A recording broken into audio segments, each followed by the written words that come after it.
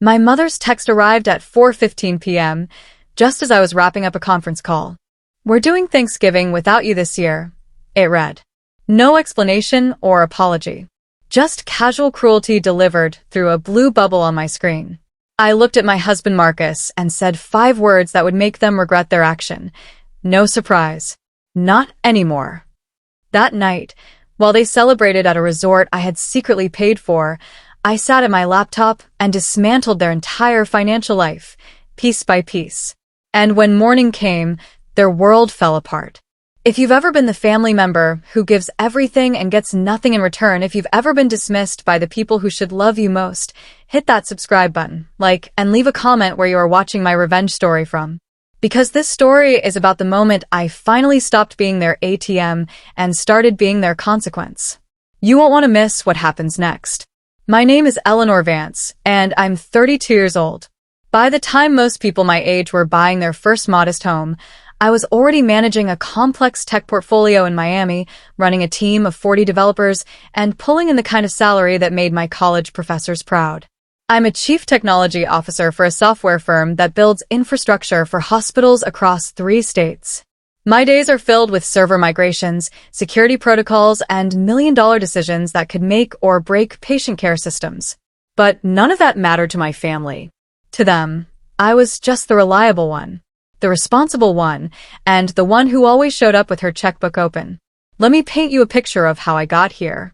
3 years ago, my mother Diana married Richard Sterling, a man who smiled with his mouth but never with his eyes. He came into our lives with 2 kids from his previous marriage, Brendan and Vivian, and an ego that filled every room he walked into. Within 6 months of the wedding, Richard had made himself comfortable in a very specific way. He'd somehow convinced my mother that his financial struggles were temporary, that his investments were just about to pay off, that he just needed a little help getting back on his feet.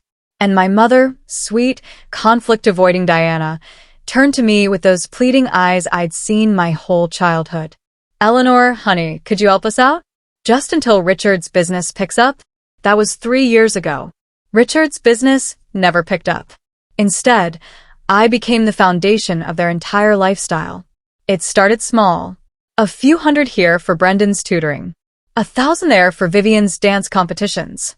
Then it was the rent on their luxury apartment in a neighborhood they couldn't afford. Then Brendan's health insurance, which costs more per month than most people's car payments. Then the country club membership Richard insisted he needed for networking. Then the boat slip fees. Then the lease on Diana's luxury SUV. I kept a spreadsheet. That's the kind of person I am. I tracked every automatic withdrawal, every emergency wire transfer, every just this once request that became a monthly expectation.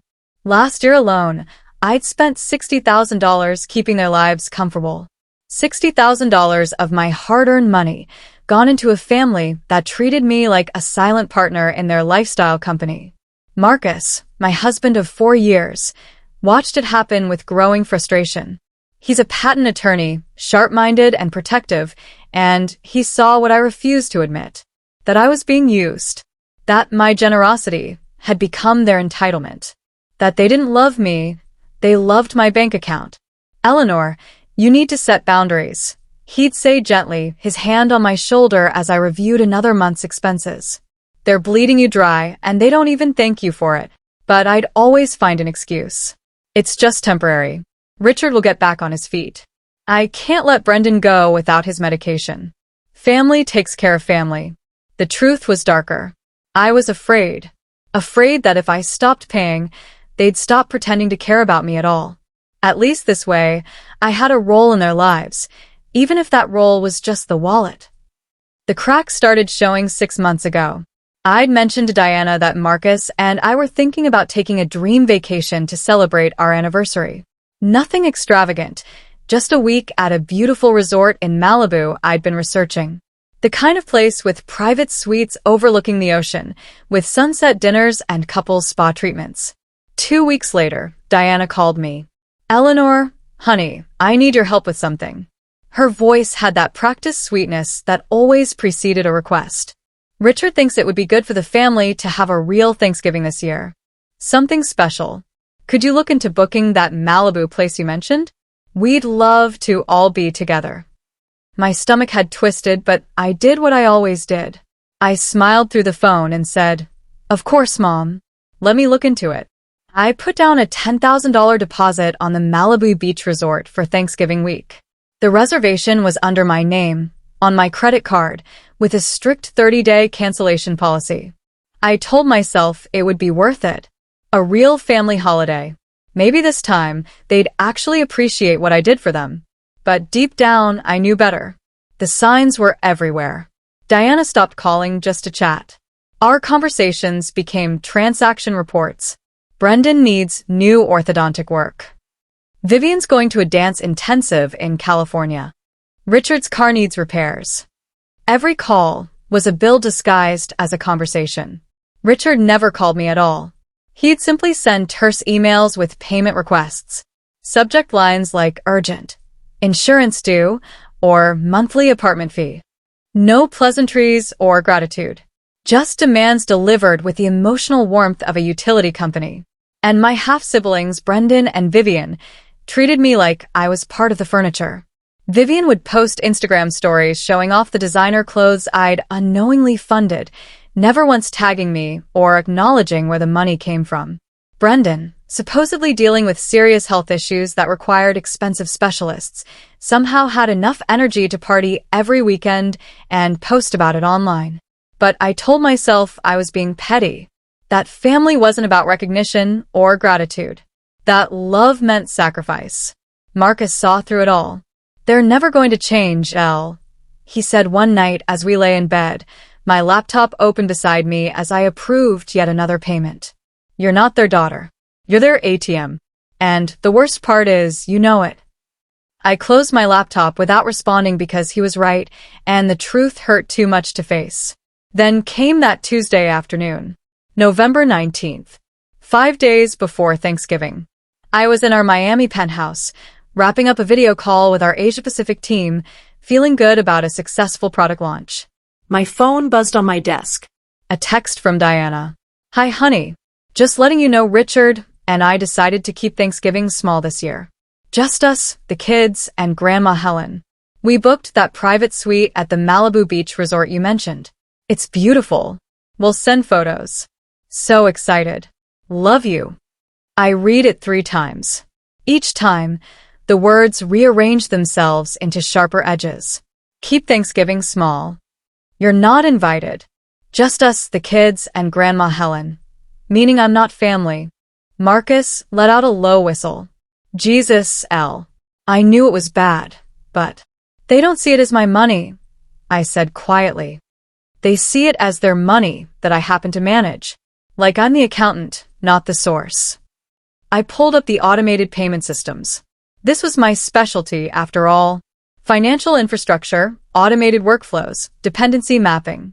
I'd built systems for hospitals worth millions. Dismantling my family's financial safety net would take me less than an hour. "Are you sure?" Marcus asked. Not because he disagreed, but because he knew this was a line that, once crossed, would never be uncrossed.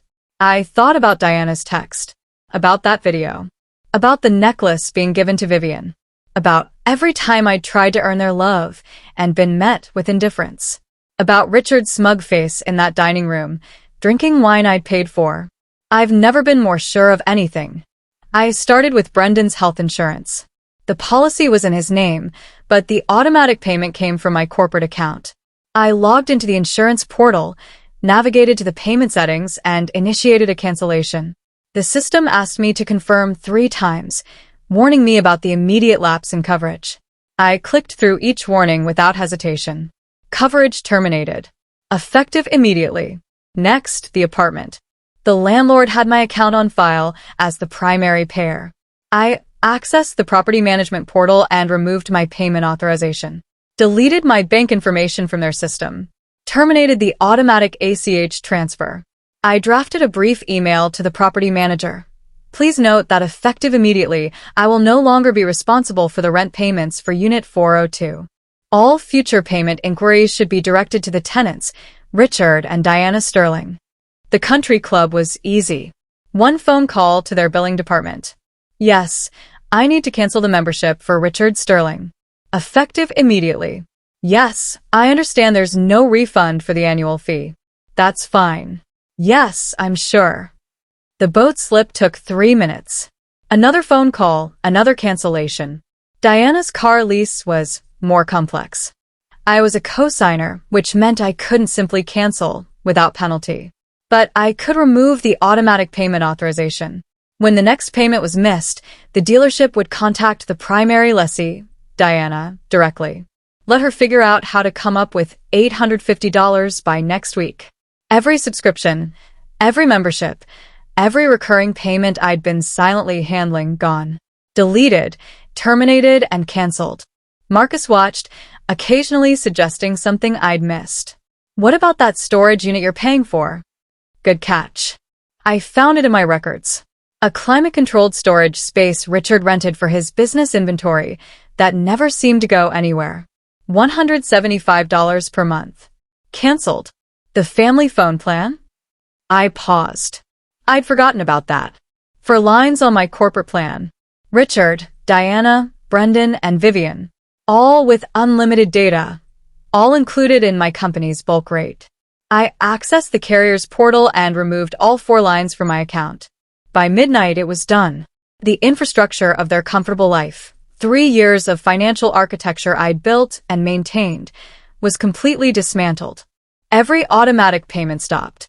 Every safety net removed. Every cushion I'd provided gone. Tomorrow morning, the consequences would start rolling in. Insurance companies would send termination notices. The landlord would flag the missed payment. Service providers would start sending past due warnings. And my family, currently sleeping peacefully in a Malibu resort suite I'd paid for, would wake up to a world where Eleanor Vance was no longer subsidizing their existence. I closed my laptop and looked at Marcus. He was watching me with an expression I couldn't quite read. Pride, maybe. Or concern. Or both. How do you feel? He asked. I waited for guilt. For doubt. For the urge to undo everything I'd just done. It didn't come. Free, I said. And I meant it. I didn't sleep that night. Not because I was anxious or guilty, but because my mind was racing with a clarity I hadn't felt in years. I lay in bed beside Marcus, watching the ceiling fan spin slowly, running through scenarios in my head. By 6 a.m. on Thanksgiving morning, I was already up, coffee in hand, sitting on our balcony as the sun rose over Miami. The city was quiet. Most people were still asleep, preparing to wake up to a day of family, gratitude, and warmth. My phone sat beside me, silenced. I knew what was coming. The first notification arrived at 7:03 a.m. An email from Brendan's insurance company. Coverage termination notice. Action required. At 7:15, another email. The property management company.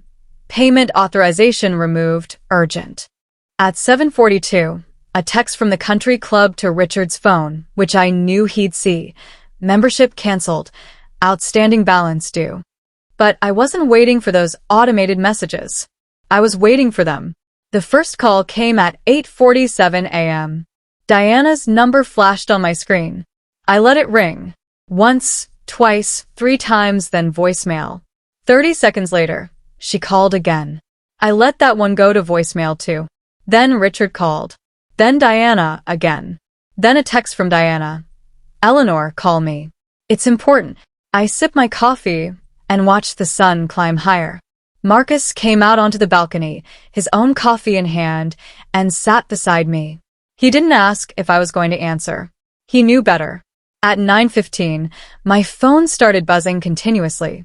The family group chat, which I'd muted months ago, was suddenly active. I unmuted it and watched the messages flood in. Richard. What the hell is going on? My credit card just declined at breakfast. Diana. Eleanor, please call us. Something's wrong with the accounts. Richard. This isn't funny. I have bills due. Call me. Diana. Honey, I don't understand what's happening. The insurance company called about Brendan. Did you forget to pay something? I took a screenshot of every message. Documentation. That's what you do when you're dealing with people who rewrite history to suit their narrative. At 9:47, Richard called again. This time, I answered. I let it ring 3 times first, taking my time, finishing a sip of coffee. Richard, I said, my voice neutral and calm. Eleanor, thank God. Listen, there's some kind of problem with the accounts. My cards aren't working, Brendan's insurance company called saying his coverage is terminated, and the landlord just emailed about the rent. I think someone hacked your accounts or something. You need to fix this immediately. I let the silence stretch. Let him sit in it, uncomfortable, waiting for me to jump into action like I always did. Eleanor, are you there? I'm here, I said. And nothing was hacked, Richard. I canceled everything myself. Last night, actually. Right around the time you were all sitting down to dinner at the resort I paid for. More silence. Longer this time. I could practically hear his brain recalibrating, trying to figure out if I was joking. You what? Why would you do that? Because I'm done, I said simply. Done paying for your life. Done being excluded from a family I've been bankrolling for 3 years. Done being treated like an ATM instead of a daughter. His voice shifted instantly, from confused to aggressive. Are you serious right now? You're throwing a tantrum because we wanted a quiet Thanksgiving? Eleanor, you're being incredibly immature. Something in me went very still and cold. Let me be clear, I said, my voice dropping. This isn't a tantrum. This is a business decision. For the past 3 years, I've spent over $350,000 supporting you, Diana, Brendan, and Vivian. I have every receipt, every transfer, every payment documented. And in return, you deliberately excluded me from a family holiday, celebrated my absence, and gave away a family heirloom to my stepsister at a resort I booked and paid for. That necklace was Helen's decision, not ours. Save it. I cut him off. I watched Vivian's Instagram story, Richard. I saw you raise your glass and toast to your family while I sat alone in Miami. You made your choice about who belongs at your table. Now I'm making mine about who gets access to my bank account. You can't just cut off Brendan's insurance. His voice was rising now, losing its composed edge. He has medical needs. Do you understand the liability you're creating? I could sue you for this. I almost laughed. Sue me? With what money, Richard? Your business that never makes a profit? Your assets that don't exist? Go ahead. I have 3 years of documentation showing every dollar I gave you out of generosity, not obligation. You have no legal claim to my income. You never did. Diana, he shouted, pulling the phone away. I could hear muffled conversation. Then my mother's voice came on the line. Eleanor, honey, please. I don't understand why you're doing this. We're family. Those words. We're family. The same words she'd used every time she needed money. Every time she made an excuse for Richard's behavior. Every time she chose everyone else over me. Family, I repeated slowly. Yesterday, you sent me a text uninviting me from Thanksgiving. You didn't call. You didn't apologize. You didn't even have the courtesy to lie and make up an excuse. You just erased me. And then you went ahead and enjoyed a holiday I paid for. It wasn't like that, Diana said, her voice taking on that familiar pleading tone. Richard thought it would be less stressful with fewer people, and you agreed. You chose him over me. Again, like you always do. That's not fair. Fair. The word came out sharp. You want to talk about fair? I turned down a promotion 2 years ago. Did you know that? A chief operating officer position in London. My dream job. I turned it down because you called me crying, saying Richard was in financial trouble and you needed me to stay close. You said family needed to stick together. So I stayed. I stayed and I paid and I showed up, and you still couldn't even include me in one holiday. Diana went quiet. I could hear her breathing, could imagine her face, that look she got when she realized she'd gone too far but wasn't ready to admit it. The insurance lapse means Brendan might lose his clinical trial spot, she said finally, switching tactics to guilt. His treatment, Eleanor. You're putting his health at risk. Brendan is 23 years old, I said. He's an adult. And I've seen his Instagram, Diana. He's at clubs every weekend, traveling with friends, living a very active life for someone who supposedly needs extensive medical care. Maybe if he spent less time partying and more time taking responsibility for his own health insurance, he wouldn't be in this situation. How dare you? I dare because I'm done being manipulated. The insurance was never my responsibility. The rent was never my responsibility. Richard's lifestyle was never my responsibility. I chose to help because I thought I was supporting my family. But you made it very clear yesterday that I'm not really family. I'm just the person who pays the bills. Diana's voice cracked. Please, Eleanor. Don't do this. We can talk about it. Come out here. We can work this out together. No, I said firmly. I'm not coming to Malibu. I'm not fixing this. I'm not sending emergency transfers. I'm done. You have 1 month to figure out your own finances. After that, anything you try to pin on me legally will be met with a countersuit for financial manipulation and exploitation. Eleanor, please. I hung up. My hands were steady. My heart was calm. Marcus was watching me with something like awe. That, he said quietly, was the most beautiful thing I've ever heard. The calls kept coming. Diana called 6 more times. Richard called 4. Brendan called once, his voicemail a rambling mess about how I was ruining his life. Vivian sent a text. Wow, real mature Eleanor. Mom's crying because of you. I blocked all their numbers. Every single one. Then I opened my laptop and did something I'd been planning since last night. I created a detailed financial summary, a professional, clinical document outlining every payment I'd made over the past 3 years. Categories: housing, insurance, medical, entertainment, transportation, miscellaneous. Each entry time-stamped, sourced, documented. The final page showed the total, $353,647.82. I saved it as a PDF. Sterling_family_financial_support_summary_2022-2025 PDF. Then I sent it to the family group chat with one message. For your records. This represents every dollar I voluntarily contributed to your household over the past 3 years. As of November 27, 2025, all financial support has been permanently terminated. Do not contact me for loans, payments, or emergency funds. This decision is final and non-negotiable. I wish you all the best in your future financial independence. I attached the PDF and hit send. Within 2 minutes, the group chat exploded. Angry messages, accusations, denial. Richard claimed the numbers were inflated. Diana said I was being cruel. Brendan called me selfish. I watched the messages roll in, read each one, and felt nothing but relief. Then I did the final step. I removed myself from the group chat and deleted the entire conversation thread. Marcus put his arm around me. How do you feel now? I thought about it. I really thought about it. Searched inside myself for regret or guilt or doubt. I feel, I said slowly, like I just put down a weight I've been carrying for years. And I'm never picking it up again. The rest of Thanksgiving Day passed quietly. Marcus and I ordered takeout from our favorite restaurant, watched movies on the couch, and talked about the future. Our future. Not theirs. My phone stayed silent. The blocked numbers meant peace. But I knew the fallout was just beginning. By tomorrow, they'd realize the full extent of what I'd done. The insurance company would follow through with termination. The landlord would send eviction warnings.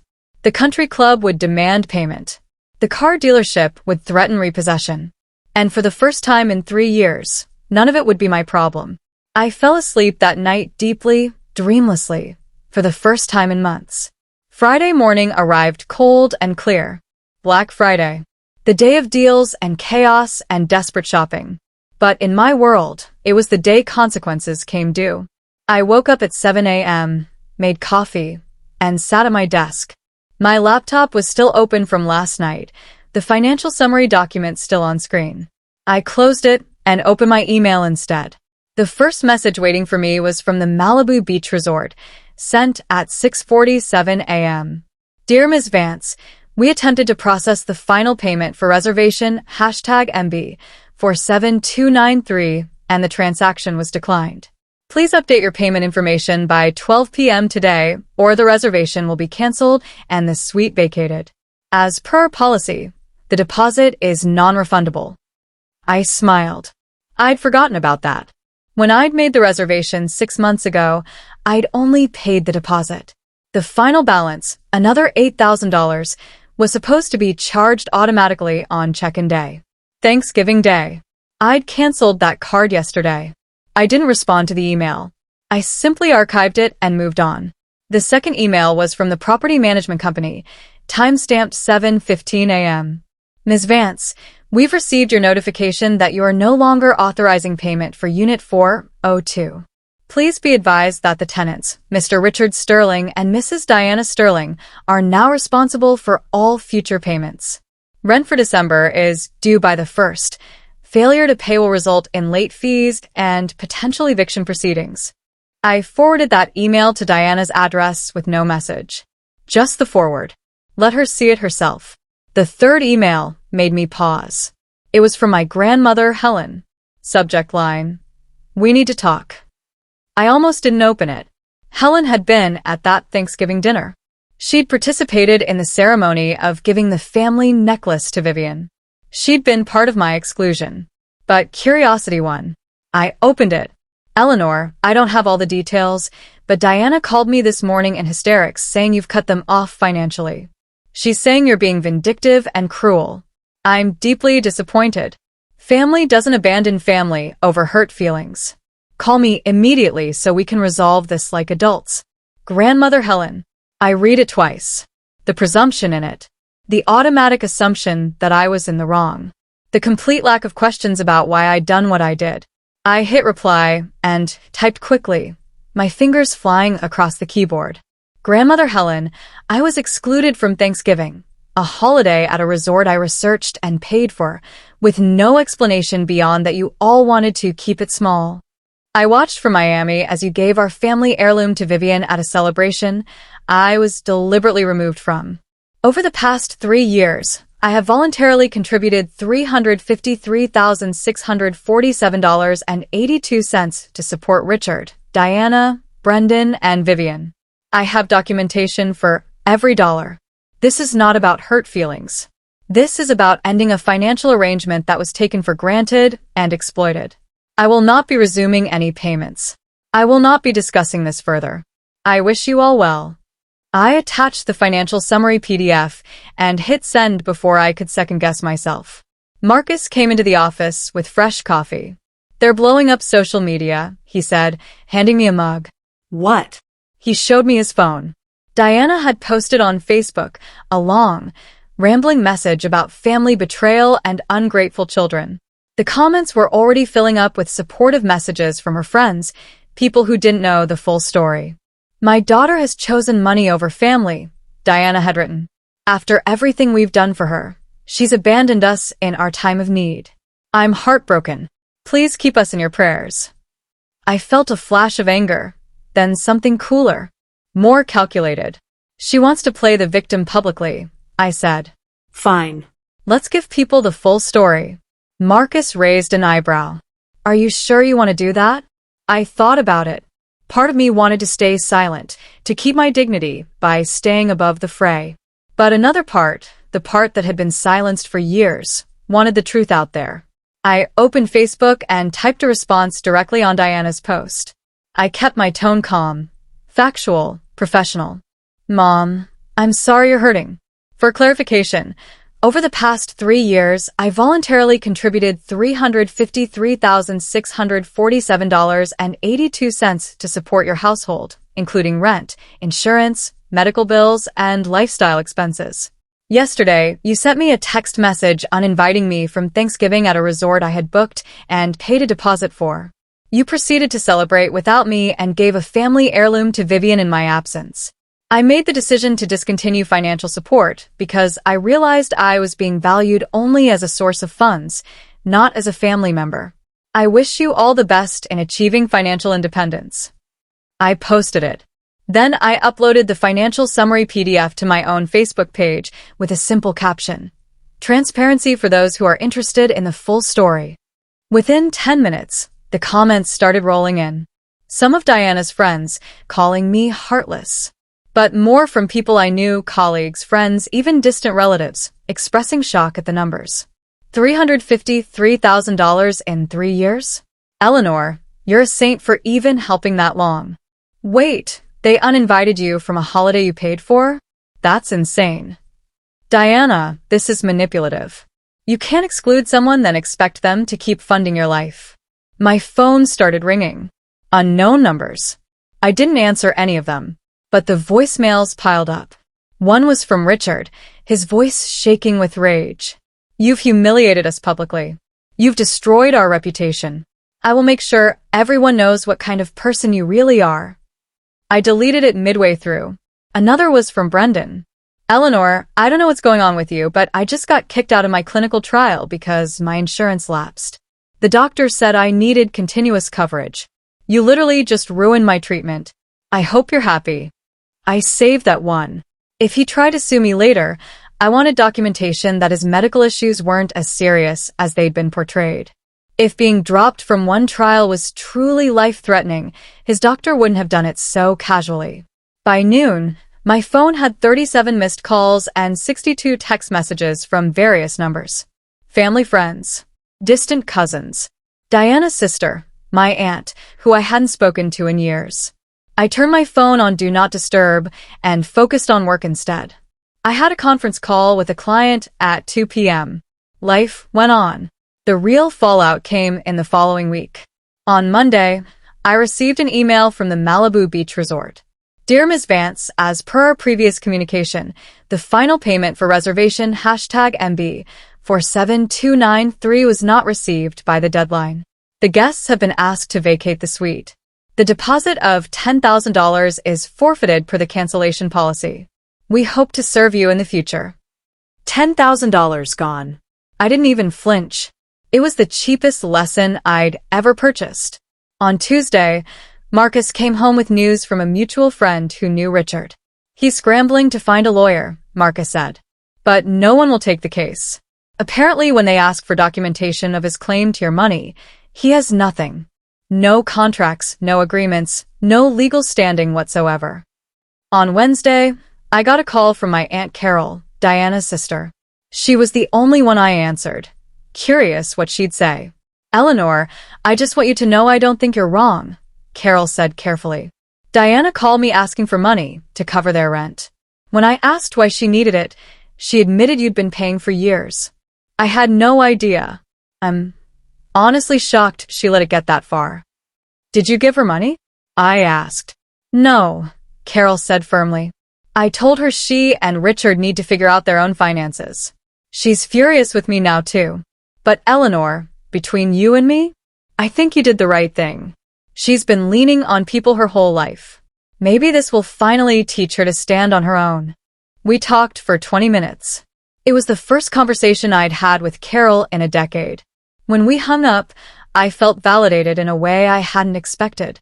On Thursday, I received a formal letter from an attorney representing Richard and Diana. It was full of legal language and threats, demanding I resume payments or face a lawsuit for breach of implied contract and emotional distress. I forwarded it to my own attorney, a woman named Patricia, who specialized in family law. She called me back within an hour, laughing. "Eleanor, this is the weakest legal threat I've ever seen. There's no implied contract. You voluntarily gave them money. They have no legal claim to continued support. If they actually file this, I'll have it dismissed within a week, and we can countersue for harassment and frivolous litigation. Do what you need to do," I told her. They never filed. The letter was just a last desperate attempt at intimidation. By the end of the second week, the consequences were in full swing. Richard and Diana were forced to move out of their luxury apartment. I heard through the grapevine that they'd found a much smaller, cheaper place across town. Brendan had enrolled in a state-subsidized health insurance plan, not as comprehensive as his previous coverage, but functional. Vivian had to drop her expensive dance program and switch to a local studio. Richard's boat was repossessed. Diana's luxury SUV was returned to the dealership. The country club membership was terminated with a collections notice. Their life, the one I'd been funding, collapsed completely. And I felt nothing but peace. Marcus and I started making real plans.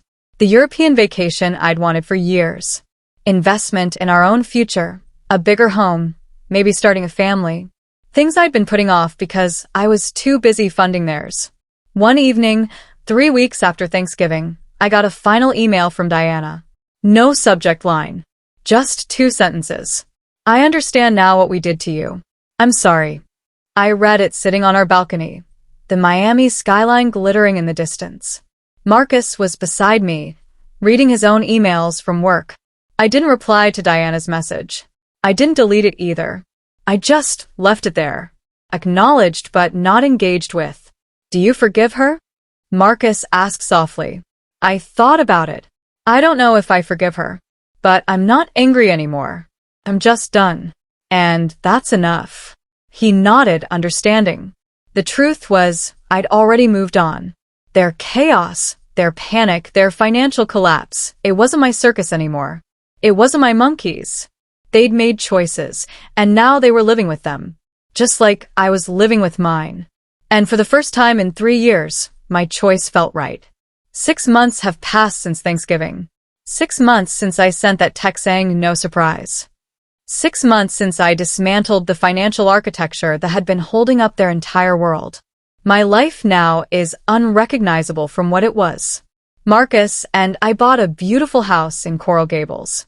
We took that European vacation, 2 weeks in Italy, exploring Rome and Florence and the Amalfi Coast.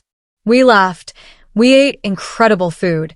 We didn't check our phones, compulsively waiting for the next emergency request. My career has flourished in ways I didn't expect. Without the constant background stress of managing my family's financial crisis, I've had the mental space to take on bigger projects. I was promoted to Chief Operating Officer last month. The position I turned down 2 years ago? I got offered an even better one. And this time I accepted. I haven't spoken to Richard, Diana, Brendan, or Vivian since that week after Thanksgiving. They're blocked on everything. I occasionally hear updates through mutual acquaintances. They've stabilized somewhat, found cheaper housing, gotten jobs, learned to budget. Good for them. Truly. But their journey is no longer mine to fund or fix or facilitate. Grandmother Helen sent me one more email, months later. I've had time to think about what happened.